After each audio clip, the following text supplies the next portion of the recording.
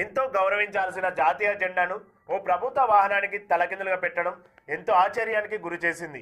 జిల్లా కేంద్రంలో అటుగా వెళుతున్న వాహనాన్ని గమనించిన ఓ జర్నలిస్టు ఎందుకు ఇలా పెట్టావని ప్రశ్నించగా నిర్లక్ష్యంతో సమాధానం ఇస్తూ నేను చూసుకోలేదని సమాధానం ఇచ్చిన డ్రైవర్ ఐటీడీఎల్ డ్రైవర్ గా పనిచేస్తున్నానని సమాధానం ఇవ్వడం జరిగింది. ఏదేమైనప్పటికీ ఒక జాతీయ జెండాను తలకిందులుగా పెట్టడం తప్పని, ఇలాంటి వారిని కఠినంగా శిక్షించాలని స్థానికులు తెలపడం జరిగింది. ఐటీడీఏలా ఏం పేరు?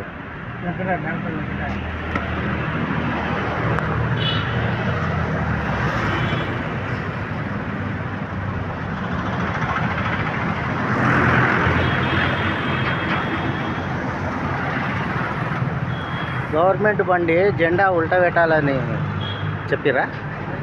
జెండా ఉల్టా పెట్టమని చెప్పిరా? షోరూమ్ పోతే జెండా ఉల్టా పెట్టాలనా?